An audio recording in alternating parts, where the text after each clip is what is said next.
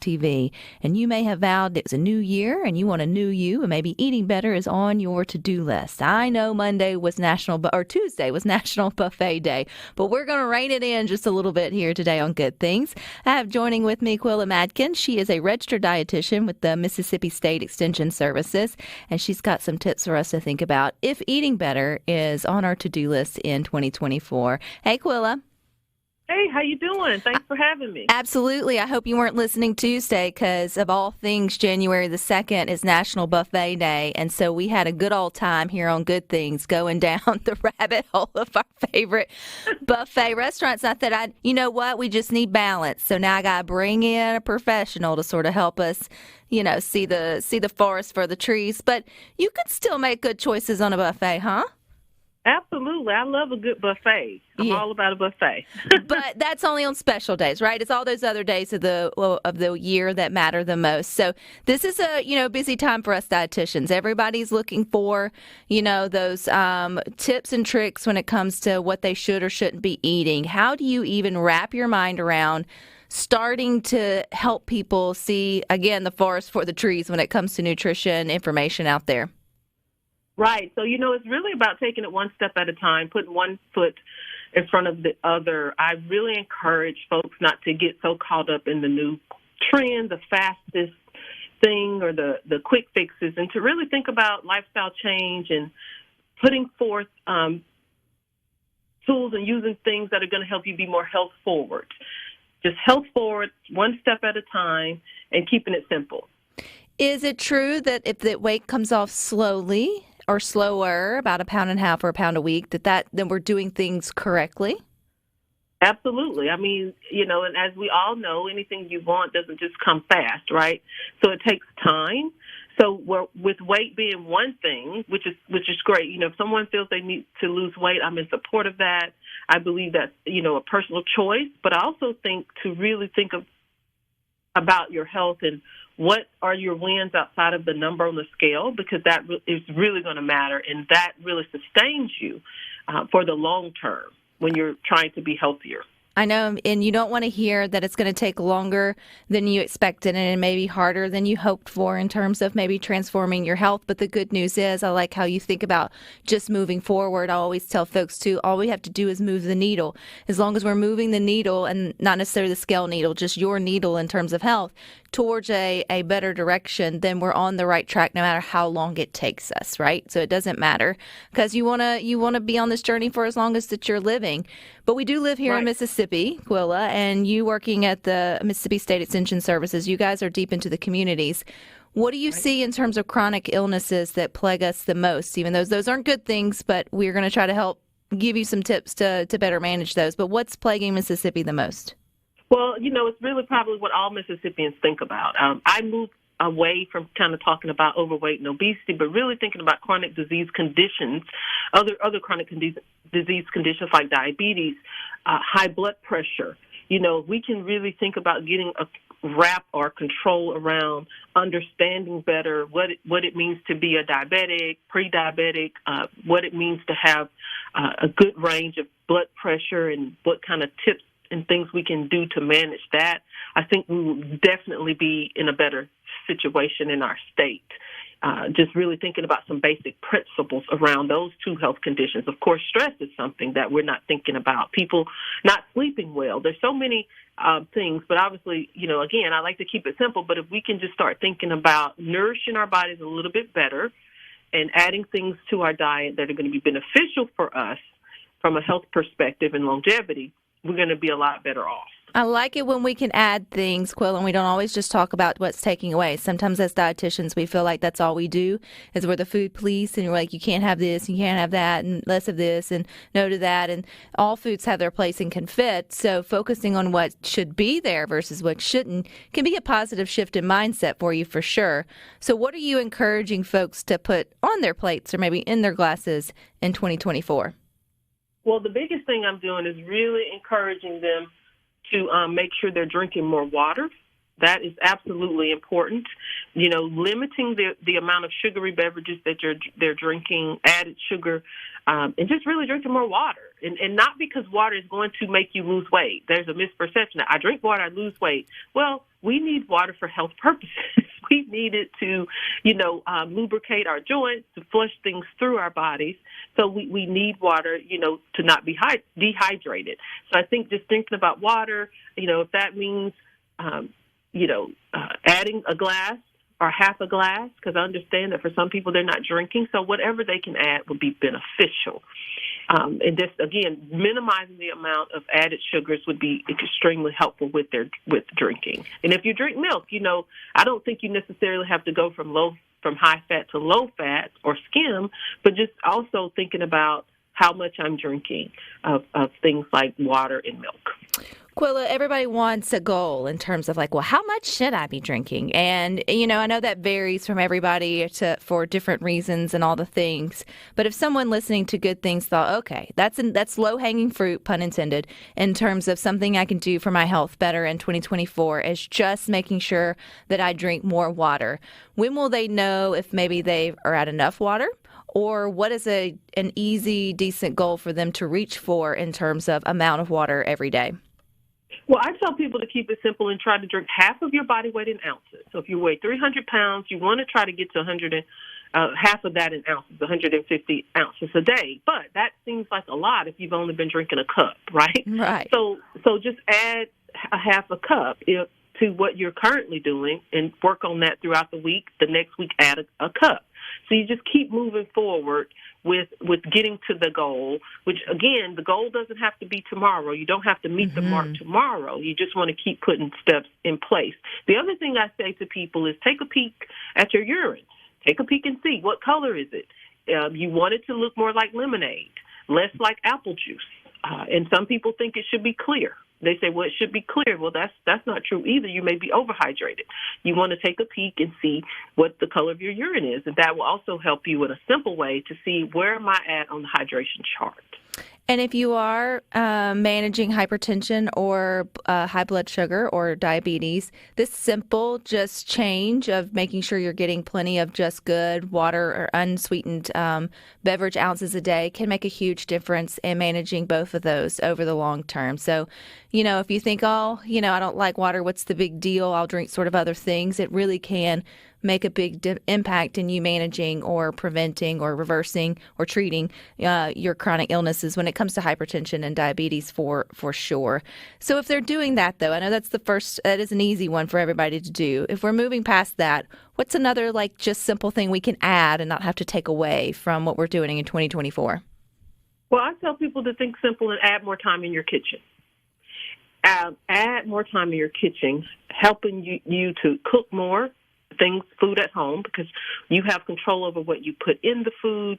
And for some people who may not like to cook or may not be cooks, don't feel like you have to be a chef to cook healthier. That's the word I like to use. You do not have to have a culinary background to do that. You definitely don't have to be a dietitian. You just have to kind of get in that kitchen and try to start adding more things into what you cook. Maybe start with breakfast and say, hey, I'm going to start cooking breakfast at home, or I'm going to start making my lunch. Maybe it doesn't mean you have to cook all day, every day, but try to spend a little more time in your kitchen cooking food from home, because that then gives you the control of what's in the food and the preparation methods. And so that can be very helpful. Especially when you think about sauces and seasonings, particularly when it comes to saltier seasonings. When you simply buy something outside of the home or pre-made, it's typically going to have significantly more sodium in it than if you were to make it at home. Even if you go a little bit heavier on the salt, it's still probably going to be less and better than when someone else is making it to where it tastes really, really yummy for you to come back in and get more. Right. So I think cooking at home, controlling those ingredients, and then just thinking about, the other thing I would say, adding more produce. Adding more produce, that's your fruits and vegetables, eating more of that's that good fiber, good nutrition, antioxidants, things that can all the good things. Qula, can you stick with us? We're coming up a break. I'd like for you to also share what the Extension Services has across Mississippi. Can you hang tight? Absolutely. All right, stick with us. We got more with registered dietitian Qula Madkin coming up next. Mobile device. We're continuing our conversation with registered dietitian Qula Madkin. She's with the Mississippi State Extension Services, and she's helping us think about eating better in the new year, which I think we all can do a little bit more of. And my biggest hope is that maybe we can get you to pump the brakes just a little bit when it comes to maybe doing something extreme. Qula, when you hear people or talk to folks who really are excited, and I feel like, there's that excitement and that gust to maybe get started, do it quick, take the bulls by the horn, whatever it takes. I'm dedicated. You just want to be like, let's take it down just a notch, because usually that firecracker of energy is going to burn out. And then you find yourself right back where you were, in February or sort of before. So how do you help people pump the brakes when it comes to their enthusiasm for doing whatever it takes? Right. So, I think it's important to remind people it's great to be gung-ho, and I think if you're ready to go, let's go. Just remember, though, that things change, life happens, and the slowing down of things doesn't mean you have to stop putting forth health practices, right? So because sometimes for a lot of people it's give everything or nothing, right? Everything, I'm all in or nothing. And I try to encourage people, it doesn't have to be all or nothing. There can be steps. There's going to be stops and goes, and you have to know that. And you just can't give in just because things aren't going the way you want them to go, because they are going to change. They are going to change. If you go from drinking 3 sodas a day and drinking juice all day and start drinking water, you're going to see a big weight loss. You're going to see some things changing, clothes fitting differently, and then that may stop because now you've kind of gotten that out of your system. You're drinking more water. Now start to continue to implement other things to continue to move that health needle forward. And so I think that's where people get a little stuck, because most people forget about health wins, like your waist circumference, like being able to breathe when you walk up a flight of stairs, or your blood pressure coming down. They're not really thinking about some of these internal things that are changing for them. They're just looking at the external things, or the quick, or as you said, the low-hanging fruit, which may be their weight. Right. And in terms of, yeah, absolutely. And most of the times we have the idea of what we want to weigh versus what we need to weigh for good health. So whenever I work with someone, the first thing, they'll come in is like, I need to lose 50 pounds. I'm like, well, you're not 500 pounds, so you technically don't need to. You probably only need to lose 10% of your current body weight if you do have chronic conditions to see vast improvements in the markers that mean you'll live longer, which is your blood pressure and your blood sugar. So if you're 100 pounds overweight, then that's only 10 pounds, right? And so, or it's even less than that. So even a 5-pound weight loss over the course of a couple months may not seem significant to you, but your body and your heart and all the other things and your kidneys and your liver will desperately appreciate that. So don't discredit, is what I'm trying to say, any small effort to making healthier choices, even if it's not reaping the skinny jean, benefits that you're desperately wanting on the inside. Right. Absolutely. So let's talk about what you do every day. I think it's cool that all throughout the state, we've got the Mississippi State Extension Services and offices. I don't know if there's a dietitian at every one of those, but you are integrated in much of the education and materials that go out. How is this a service that people can take advantage of?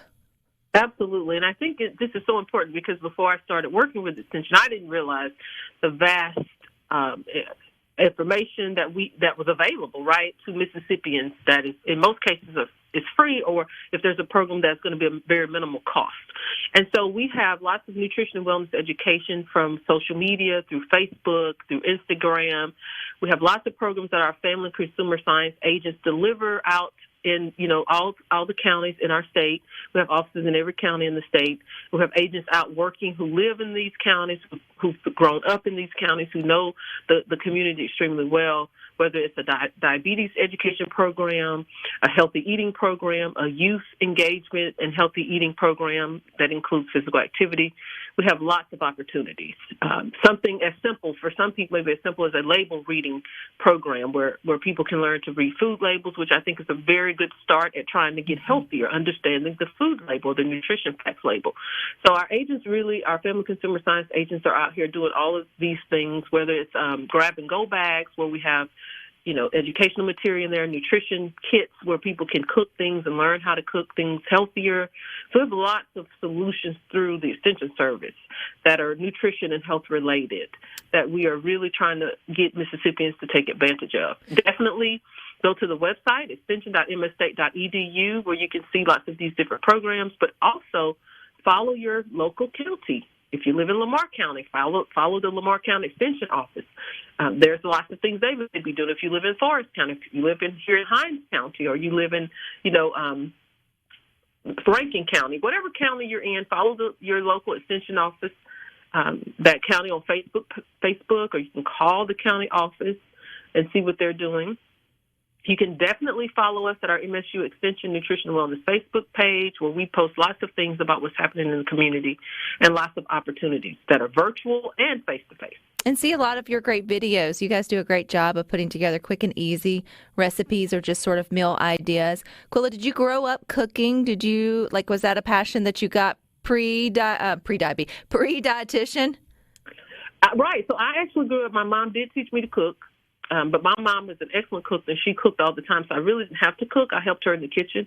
But when I went off to college, I was really broke. My roommate and I, my cousin and I, went off to Mississippi State, and we were broke. So we cooked. We didn't have a meal plan. We couldn't afford a meal plan, so we actually cooked in college. So a lot of my cooking started in college, to be honest. It was out of necessity. So that's why I say to people, I don't think it's that people don't know how to cook or can't learn. You do what you have to do, which is what I did, and that's where my passion for cooking came from. And I actually will tell you, my children have more of a passion for cooking than me. I cook because it's a necessity. It's not, and I like doing. I enjoy it, but it wasn't something I just grew up wanting to do. I really love the science around nutrition and being able to help people understand nutrients and foods that are going to support their health. And cooking just comes along with that, I guess. You mentioned cooking more at home, but you also have, is it 3 beautiful children? Am I correct with that, or is my math off? I have 4. Four, so left one out. Okay, so I undershot how busy you are, and I know one is extraordinary in their sports, as well as I think all of them are active. And so as a mom of only 2, so God bless you, and one that's only at the age to be after school active, I empathize with working parents and caregivers who then have to figure out that dinner situation after car ride or line, then ballet or football or basketball or whatever it may be. So do you have anything up your sleeve to help parents not have to go through a drive-through or not feel like they have to do something quick, fast when it comes to dinner, even if it's just 1 or 2 nights a week? Absolutely. So my number one recommendation is get up and give yourself about 20 extra minutes. Roast some vegetables in the morning, or take a Sunday or Saturday, a day that works for your family where you all can roast some vegetables, something as simple as a sheet pan, some roasted vegetables, a little olive oil, and some spices and herbs.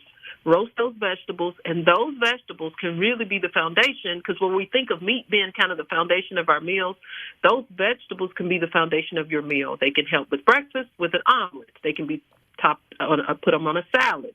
You can add them to some rice, and boom, you got, make some chicken or something on the side. So I really try to keep these simple concepts: roasting vegetables, using your crock pot, using your air fryer if you have one.